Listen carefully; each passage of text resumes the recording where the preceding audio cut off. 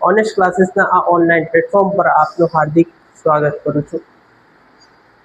જેવી રીતે તમે જાણો છો કે આપણે ગુજરાતી વ્યાકરણ માટેની એક સિરીઝ ચાલુ કરેલી છે, જેના અંતર્ગત જે ગુજરાતી ગ્રામરના જે મહત્વપૂર્ણ મુદ્દાઓ હોય છે, જેવી રીતે આપણે વર્ણ વ્યવસ્થા છે, ધ્વનિ છે, સમાસ હોય કે અલંકાર હોય, છંદ હોય કે વાક્ય રચના હોય, જોડણી હોય કે સંધિ હોય વગેરે જે પણ મહત્વપૂર્ણ ઘટકો છે ગુજરાતી વ્યાકરણ માટેના, એ દરેકને આપણે કવર કરવાનો પ્રયત્ન કરીશું। વાત કરીશું ધ્વનિ શ્રેણી વિશે। ધ્વનિ વિશે આપને જાણતા જ હશો, ધ્વનિ આપણને ખબર જ છે કે ધ્વનિ એટલે શું। ધ્વનિ એ અવાજ હોય છે। જેવી રીતે કોઈ પણ ભાષા છે, ભાષાને બોલવા માટે એના નાનામાં નાના જે ઘટકો હોય છે એ એની ધ્વનિ કહેવાશે। જેવી રીતે ગુજરાતી ગ્રામર વ્યાકરણની વાત કરું, ગુજરાતી વ્યાકરણમાં જે શબ્દો છે એ શબ્દોને જો કે છૂટા પાડીએ તો એમાં આપણને વર્ણ મળે। એ જે વર્ણ છે જેને આપણે સાદી ભાષામાં અક્ષર તરીકે ઓળખીએ છીએ, એ જે અક્ષરો હોય છે એ અક્ષરો પણ બે નાના નાના તત્વોથી જોડાયેલા હોય છે।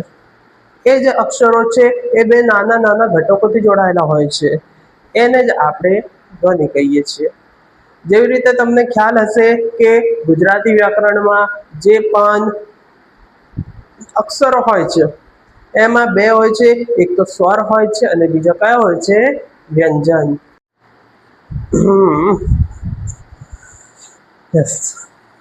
તો મારા વહાલા વિદ્યાર્થી મિત્રો, આપણે વર્ણ વ્યવસ્થા વિશે અગાઉ વાત કરી ચૂક્યા છે, જેમાં સ્વર અને વ્યંજન, જેમાં સ્વર અને વ્યંજન એમ બે પ્રકારના વર્ણો જોવા મળે છે। હવે આપણે અહીંયા વિષય છે કે ભાઈ ધ્વનિ વિગ્રહ। ધ્વનિ વિગ્રહ કરવાની, ધ્વનિ છૂટી પાડવાની છે।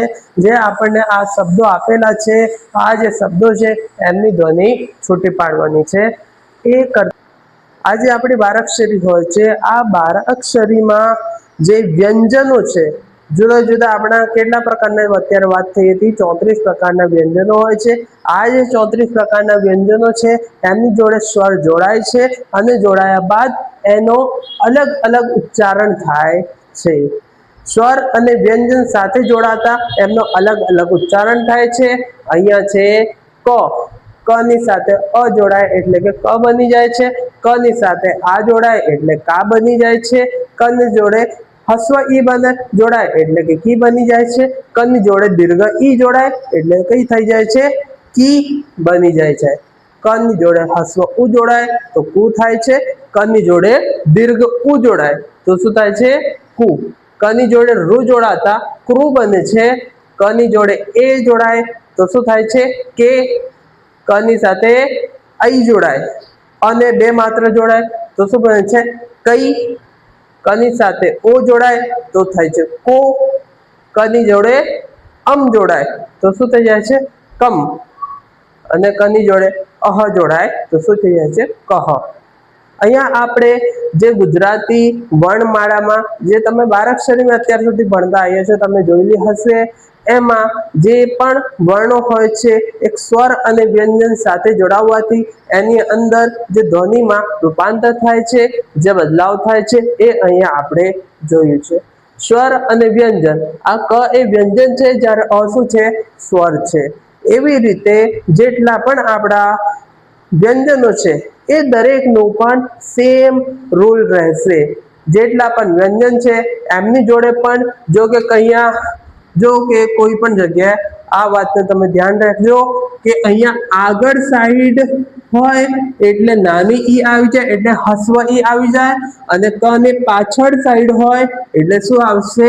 દીર્ઘ ઈ। મોટા ભાગના લોકો અહીંયા જ કન્ફ્યુઝ થાય છે કે અહીંયા આગળ છે એટલે મારે કઈ ઈ મૂકવાની, પાછળ હોય તો મારે કઈ ઈ મૂકવાની, ઉ હસ્વ ઉ હોય તો એમાં કયો ઉ મૂકવાનો, દીર્ઘ ઉ હોય તો એમાં કયો ઉ મૂકવાનો।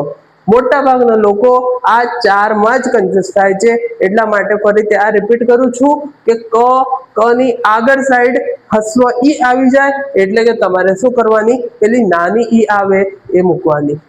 જો કે ક ની જોડે આગળ સાઈડ નો ઉ આવે તો એમાં શું આવશે, આપણું હસ્વ ઉ આવશે.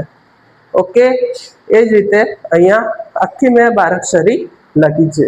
હવે આગળ વાત કરીએ અહીંયા ધ્વનિ વિગ્રહની.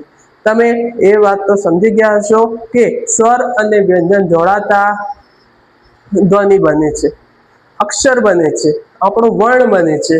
અહીંયા તમે જોઈ શકો છો કે અહીંયા લખેલું છે ક મ ર, ક મ ર, કમર લખ્યું છે, ક ખાલી છે ને ત્યાં જો આપણે શું છે ક ની સાથે શું જોડાયું, અ જોડાયું એટલે ક બન્યું. એ જ રીતે અહીંયા કરવાનું છે ક વત્તા અ વત્તા મ વત્તા અ વત્તા ર વત્તા અ. અહીંયા મેં લખી છે આપણી કમર. એ જ પ્રમાણે રમત અને એ જ પ્રમાણે છગન. અહીંયા બંનેનું સરખું જ છે, સેમ રહેશે, કોઈ ચેન્જીસ નહીં થાય. જેવું અહીંયા કમર લખ્યું છે એ પ્રમાણે રમત લખવાની છે, એ પ્રમાણે છગન લખવાનું છે. એ કામ તમારી નોટબુકમાં કરવાનું છે. અહીંયા આગળ છે ગુજરાતી. અહીંયા શું છે, ગુ ગને હસ્વ ઉ છે એટલે શું આવી જાય છે આપણું, અહીંયા જુઓ અહીંયા છે શું ગ ક કને હસ્વ ઉ છે એટલા માટે આપણે શું કર્યું, નાનો ઉ આવ્યું ને એ જ અહીંયા આવશે. તો ભાઈ ગ છે, ગ ની સાથે હસ્વ ઉ વત્તા જ ની સાથે અ વત્તા ર ની સાથે આ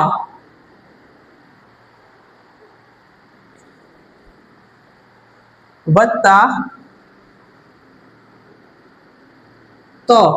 ત ની જો ત ની કઈ બાજુ છે, પાછળ બાજુ છે, ત ની પાછળ બાજુ છે એટલા માટે આપણે શું કરીશું, મોટી ઈ આવશે. અહીંયા જો અહીંયા આની પાછળ બાજુ છે ને એટલે કઈ છે, દીર્ઘ ઈ. આ કઈ છે, હસ્વ ઈ. ઓકે, એક હસ્વ ઈ છે, દીર્ઘ ઈ છે.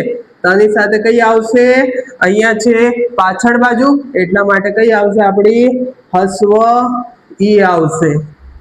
ગુજરાતી, ગુજરાતી. અહીંયા આગળ જોઈએ, આગળ શું છે આપણું વડોદરા, વડોદરા. વ તમને ખબર જ છે શું આવશે, વ ની સાથે અ, હે ને, વ વત્તા અ. ડ, ડ ની જોડે શું છે, ઓ લાગેલું છે, અહીંયા છે જોઈ લો, આ છે ક, ક ની જોડે શું છે, ઓ છે ને એટલા માટે શું આવશે આપણું ક વત્તા ઓ. અહીંયા શું છે, વ ડ વત્તા ઓ વત્તા દ એ ખાલી છે એ તો તમને ખ્યાલ આવી જ ગયો હશે. દ ની જોડે શું આવશે, અ વત્તા ર વત્તા આ. ઠીક હે, તો શું થયું, વ ડો દ રા. અહીંયા શું છે, ગુ જ રા તી. ખ્યાલ આવ્યું, ખબર પડી. અહીંયા શું હતું આપણું, ક મ ર, ક અ મ અ ર અ. ખ્યાલ આવી ગયો ને. અહીંયા આપણને આગળ જોઈએ શું છે, અહીંયા કેળવણી. કેળવણી છે, કેળવણીમાં શું આવી જાય છે, ક ની જોડે શું છે, એ લાગ્યું છે એટલા માટે શું આવશે અહીંયા ક વત્તા એ. અડ વ શું છે, અડ વત્તા અ વત્તા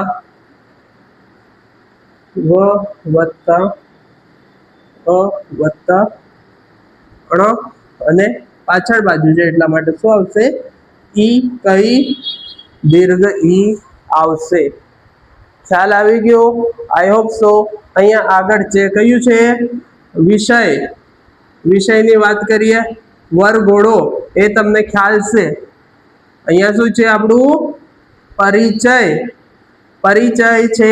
પરિચયમાં શું છે, પ નું તો તમને ખ્યાલ છે, પ વત્તા અ વત્તા ર ને આગળ સાઈડ છે એટલા માટે કઈ છે હસ્વ ઈ છે, હસ્વ ઈ છે એટલે શું કરીએ આપણે ર વત્તા ઈ, ઈ કઈ આવશે અહીંયા નાની ઈ મૂકી છે, અહીંયા કેળવણી અણી કઈ છે પેલી પાછળ બાજુ હતી એટલા માટે અહીંયા મોટી ઈ રાખી છે, દીર્ઘ ઈ મૂકી છે, જ્યારે અહીંયા ર ની આગળ સાઈડ ઈ આવી છે એટલે અહીંયા કઈ આવશે હસ્વ ઈ આવશે વત્તા ચ વત્તા અ વત્તા ય વત્તા અ. ખ્યાલ આવી ગયો પરિચય. ઓકે, તો અહીંયા બાકીના જે મેં બાકી રાખ્યા છે એ તમારે કરવાનું છે, તમારી નોટબુકમાં કરવાનું છે, કારણ કે આ વિશે તમને ખ્યાલ આવી ગયું છે. તો અહીંયા અણી હતો, અણી માટે શું કર્યું મેં મોટો ઈ લગાવ્યું. અહીંયા પરિચય છે, પરિચય છે એટલા માટે કયું આવ્યું નાનો ઈ લગાવ્યું છે. ખ્યાલ આવી ગયો. અહીંયા ગુજરાતી આગળ સાઈડ છે એટલા માટે કઈ લગાવ્યું મેં નાનો ઉ લગાવ્યું એટલે હસ્વ ઉ લગાવ્યું. આઈ હોપ સો તમને ધ્વનિ વિગ્રહનો ખ્યાલ આવી ગયો હશે, કેવી રીતે કરવાની એ વિશે વાત થઈ ગઈ હશે કે અહીંયા ધ્વનિ વિગ્રહ કરી જેમાં આપણે ધ્વનિ શું કરી છૂટી પાડી છે. બાકી જે મેં ખાલી મૂક્યા છે એને આપ હોમવર્ક માટે કરી લેજો, પોતાની નોટબુકમાં કરી દો, કાં તો પછી આપણા કોમેન્ટ બોક્સની અંદર એનો આન્સર લખી દો. આની સાથે જ એક જોડાયેલો શબ્દ છે, આની સાથે જ એક જોડાયેલો એક પોઈન્ટ છે જેને આપણે શું કહીશું જોડાક્ષર. શું કહેવાય જોડાક્ષર. જોડાક્ષર એટલે શું? જોડાક્ષર એટલે જોડાયેલા અક્ષરો. અહીંયા આપણે સામાન્ય રૂપે નોર્મલી જે પણ અક્ષર છે કે અહીંયા આપણે કમર દેખાય છે, કમર, કમરની અંદર જે ક છે, ક એ એક અક્ષર ગણાય છે, એક સંપૂર્ણ અક્ષર ગણાય છે. જ્યારે કેટલીક વાર કેટલીક જગ્યાએ આપણને સ્વરૂપ લખાય છે. શું લખાય છે? સ્વરૂપ. અહીંયા જે સ્વરૂપ છે એની અંદર સ્વ સની સાથે વ જોડાયેલો છે, એક શું ગણાય? શું ગણાય? જોડાક્ષર ગણાય, જોડાયેલા અક્ષરો ગણાય. તો મિત્રો આવનારા વિડીયોમાં આપણે જોડાક્ષર વિશે વાત કરીશું. આજના માટે આટલું જ. ધન્યવાદ. Thank you.